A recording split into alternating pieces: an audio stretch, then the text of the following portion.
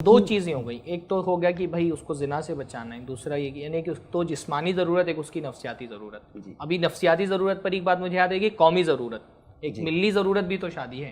یعنی شادی جو ہے وہ امت میں اضافے کا باعث ہے، کثرت کا باعث. اس لیے تو اللہ رسول نے فرمایا کہ تزوجوا الودود الولود فانی مکاثر بکم الامم، کہ زیادہ محبت کرنے والی اور زیادہ بچے دینے والی عورتوں سے شادی کرو کیونکہ میں تمہاری کثرت پہ فخر کروں گا قیامت کے دن. تو ظاہر سی بات ہے اگر کسی قوم میں شادی کا رجحان ختم ہو جائے یا تاخیر سے شادی کا رجحان بن جائے تو وہ جو ایک اللہ کے نبی صلی اللہ علیہ وسلم کا حکم ہے امت میں کثرت ہونی چاہیے پھر وہ تو نہیں ہوگی. تو ایک قومی ضرورت بھی ہے شادی. ملی ضرورت میں ایک چیز جو ہے کہ کچھ لوگوں نے نقطہ پیش کیا، اگرچہ یہ شاید بحث بعد میں بھی ہو سکتی ہے، لیکن یہ کہ یہ دیکھا گیا کہ جو شادی شدہ غیر شادی شدہ، جو شادی شدہ آدمی ہوتا ہے وہ زیادہ ذمہ داریاں محسوس کرتا ہے، تو اس لیے وہ محنت بھی زیادہ کرتا ہے، تو معاشی اعتبار سے بھی وہ سماج کو مضبوط زیادہ کرتا ہے. معاشی ضرورت تو اگر اوور آل دیکھیں پورے سماج کو تو اس کا مطلب یہ ہوگا کہ سماج کو معاشی اعتبار سے فائدہ زیادہ ہوگا شادی شدہ لوگوں سے. ٹھیک ہے وہ اپنے بچوں کے لیے کرتا ہے، اپنی بیوی کے لیے کرتا ہے، لیکن اس راستے سے وہ پورے سماج کو فائدہ پہنچاتا ہے. وہ پروڈکٹ کر رہا ہے کچھ نا، جیسے گاڑی چلانے والا گاڑی بھی چلا رہا ہے تو وہ اپنے بال بچوں کے لیے کما رہا ہے،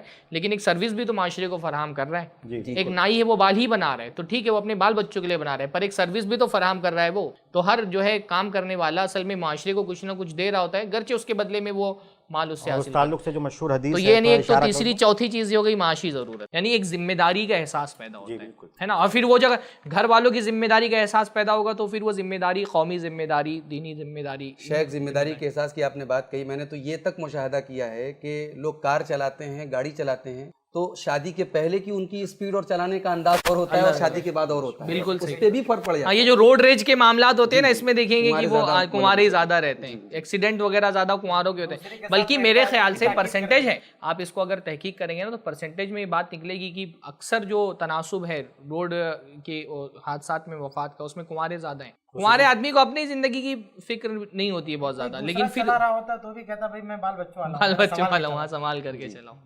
یعنی ایک ذمہ داری کا احساس بھی نکاح کے ساتھ پیدا ہوتا ہے. ایک اور چیز ہے کہ دیکھیے ہم سب کو اللہ تعالیٰ نے اپنی عبادت کے لیے پیدا کیا، اور عبادت میں عمر کا جو سب سے اہم مرحلہ ہوتا ہے عبادت کے لیے وہ جوانی ہے. بخاری کی حدیث ہے کہ 7 قسم کے لوگ اللہ کے سائے میں ہوں گے، اللہ کے عرش کے سائے میں ہوں گے، انہیں میں شاب النشا فی عبادت ہے. تو جیسے ہی آدمی جوان ہوتا ہے اس کو جہاں اور ساری ذمہ داریاں ہوتی ہیں اپنی عبادت کو بھی مضبوط کرنے کی ذمہ داری ہوتی ہے تاکہ اس گروہ میں شامل ہو سکے.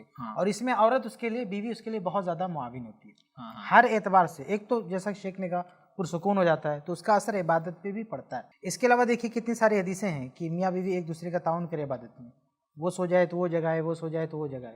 اس کے علاوہ ایک فیملی جو ملتی ہے تو اس میں بھی عبادت کا ایک سیٹ اپ بنتا ہے. ابو ہریرہ رضی اللہ عنہ کی جو روایت ہے نا کہ ان کے گھر میں رات بھر میں ہمیشہ کوئی نہ کوئی جگ رہا ہوتا تھا. ایک ٹائم ہوتا تھا بچوں کے جاگنے کا، پھر ایک ٹائم میں وہ خود جاگتے تھے، ایک ٹائم میں ان کی بیوی جاگتی تھی. تو باری باری ایسے ہر کوئی جاگ رہا ہوتا. تو یہ سیٹ اپ عبادت کا تبھی بنتا ہے جب پوری ایک فیملی ہو، شادی ہو، فیملی ہو، بچے ہوں.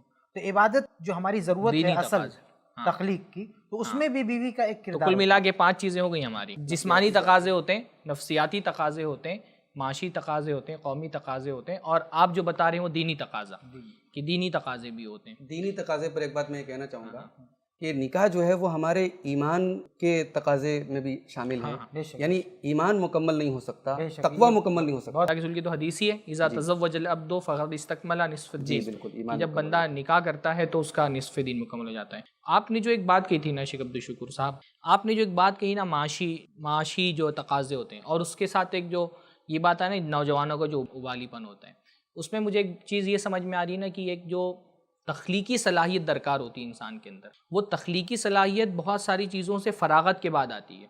اور سب سے بڑی فراغت ہے جو جنسی خواہشات ہیں ان کی تکمیل سے فراغت. یعنی ایک جو جنسی تقاضے جب آدمی ان سے فارغ ہو جاتا ہے نا تو پھر اس کا ذہن دوسری چیزوں کی طرف جاتا ہے، تخلیق کی طرف جاتا ہے، ذمہ داریاں نبھانے کی طرف آتا ہے.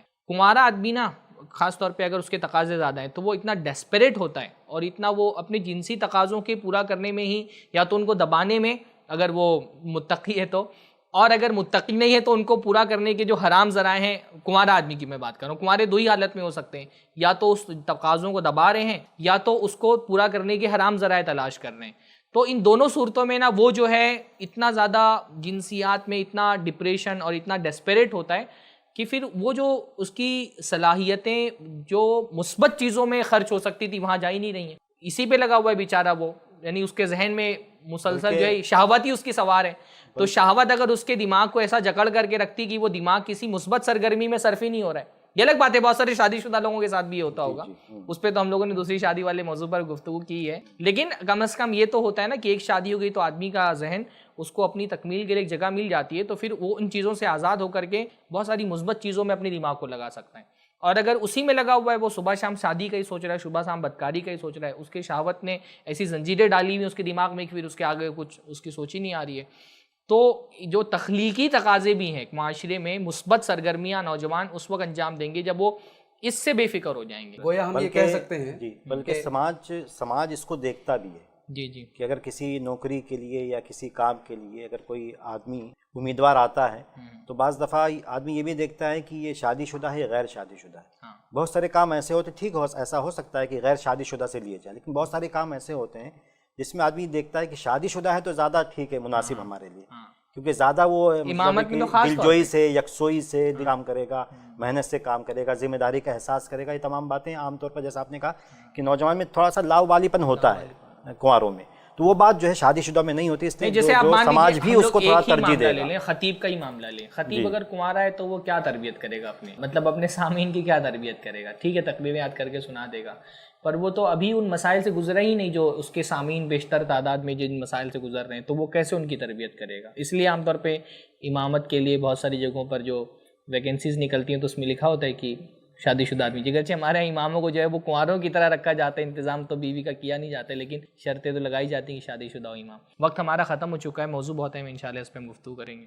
محترم ناظرین، گفتگو ہو رہی ہے نکاح وقت پر کرنے کے حوالے سے اور اس کی تاخیر کے کیا نقصانات ہیں، وقت پر نکاح کرنے کے کیا فوائد ہیں. ہم نے شروع میں کہا تھا یہ موضوع بہت وسیع ہے اور گفتگو کرنے کے بہت سارے پہلو ہیں جس پر انشاءاللہ تعالی ہم آئندہ بھی اپنے کئی ایپیسوڈز میں گفتگو کریں گے. فی الحال آپ سے اجازت چاہتے ہیں. آپ میں سے جو حضرات ہم کو سوشل میڈیا کے کسی پلیٹ فارم پر دیکھ رہے ہیں ان سے گزارش ہے کہ اس گفتگو کو آگے بڑھائیں. کنواروں کا مسئلہ بہت سنگین مسئلہ ہے، اس کی بہت ساری خرابیاں کنوارگی کی وجہ سے اور اس فینومینا کی وجہ سے جنم لے رہی ہیں.